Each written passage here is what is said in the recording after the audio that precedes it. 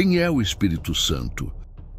Hoje você vai descobrir a identidade da pessoa mais incompreendida, mais ignorada e, ao mesmo tempo, mais poderosa da Trindade.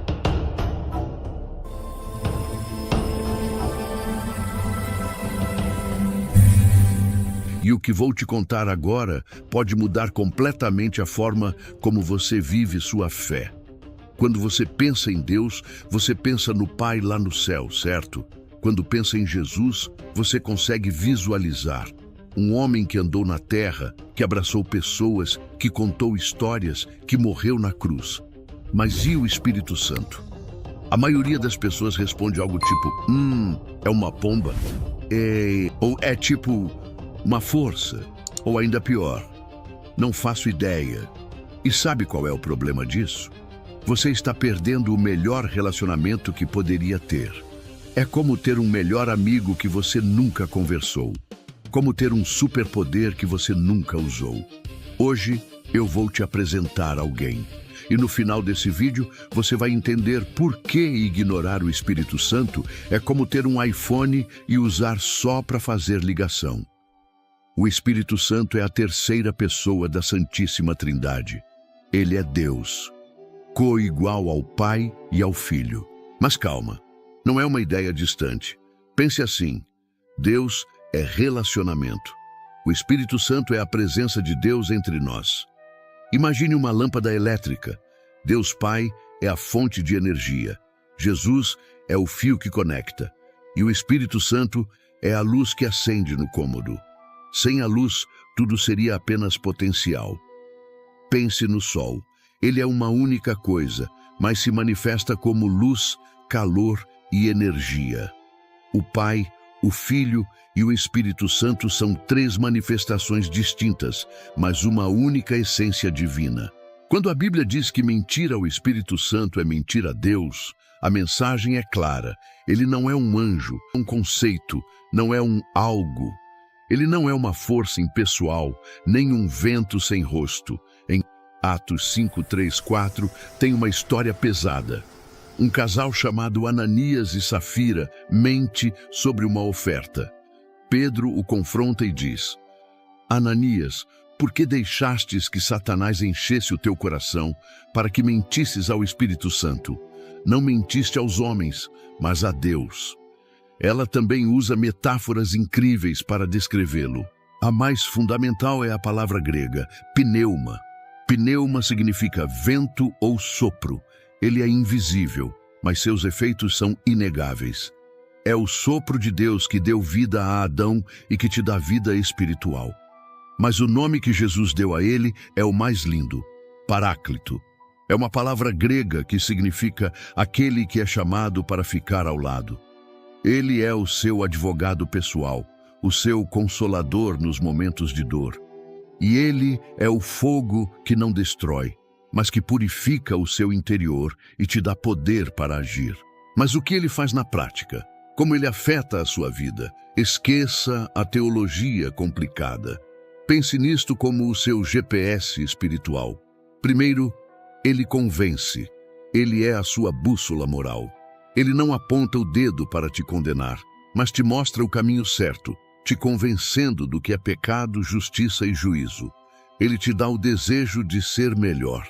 Segundo, ele guia e ensina. A Bíblia pode ser confusa, mas o Espírito Santo é o seu tradutor pessoal. Sabe quando você lê a Bíblia e, de repente, parece que as palavras saltam da página? Quando um versículo que você já leu 1000 vezes finalmente faz sentido? Isso é o Espírito Santo trabalhando. Ele pega o ensinamento de Jesus e o transforma em um manual de vida que faz sentido para você. Ele te guia nas suas decisões mais complexas. O Espírito Santo é como aquele professor incrível que não só te dá a matéria, mas faz você entender de verdade. Ele pega as verdades sobre Jesus e faz elas se tornarem reais para você. Terceiro, e talvez o mais radical, ele habita. Ele não faz uma visita de cortesia, ele mora em você. A partir do momento que você o recebe, seu corpo se torna o templo do Espírito Santo. Isso significa que onde quer que você vá, o poder e a presença de Deus estão com você. Quarto, ele intercede. Você já quis orar, mas as palavras simplesmente sumiram? O Espírito Santo ora por você, com gemidos inexprimíveis.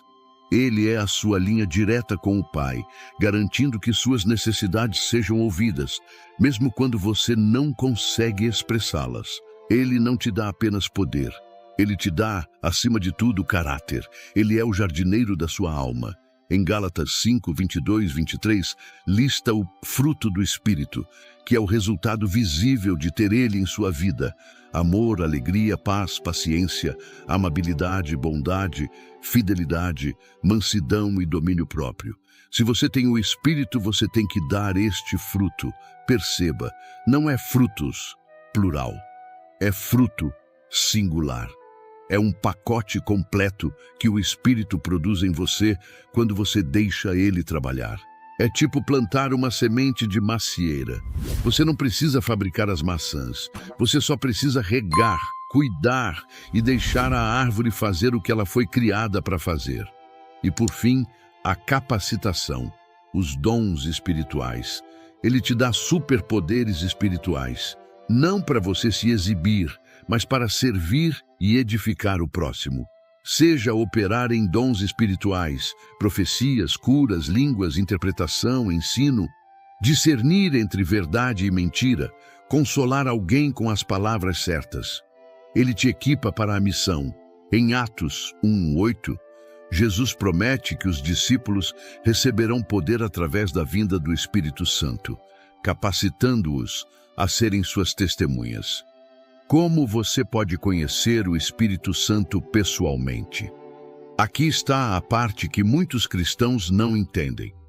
Você pode ter o Espírito Santo morando em você, sem ter um relacionamento com ele. É tipo ter um companheiro de quarto que você ignora completamente. Ele mora lá, mas vocês não conversam. Então, como você desenvolve esse relacionamento? Passo 1. Reconheça que você precisa dele. Pare de tentar ser cristão na sua própria força. Admita: eu não consigo fazer isso sozinho. Eu preciso de você. Passo 2. Convide ele para agir. Simples assim. De manhã, antes de sair da cama, diga: Espírito Santo, eu te dou permissão para trabalhar em mim hoje.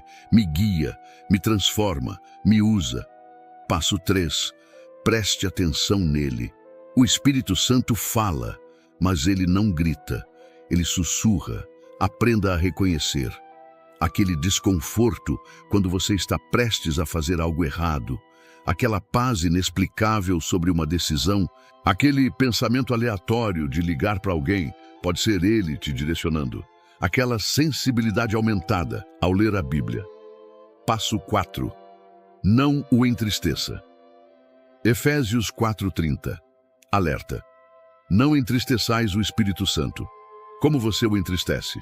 Ignorando ele completamente, pecando de forma deliberada e repetida, rejeitando o que ele está te mostrando. Passo 5. Seja constantemente cheio dele. Efésios 5:18 diz: enchei-vos do Espírito. No grego, esse verbo está no tempo presente contínuo. Não é seja cheio uma vez, é continue sendo cheio. Como? Adoração, oração, palavra, obediência, comunhão. Quanto mais você se expõe à presença de Deus, mais o Espírito Santo enche cada parte de você. Ele é o elo que conecta a fé que você diz ter com a vida que você realmente vive. Ele é a ponte entre o céu e a sua realidade. Então, quem é o Espírito Santo? Ele é Deus, vivendo em você, transformando você, te capacitando. Ele é o seu consolador nos momentos mais sombrios. Ele é o seu guia nas decisões mais complexas. Ele é o poder que transforma o seu caráter. Ele é a presença constante de Jesus na sua vida. Ele é a diferença entre religião morta e relacionamento vivo. Ele é o segredo para você viver a vida cristã de verdade.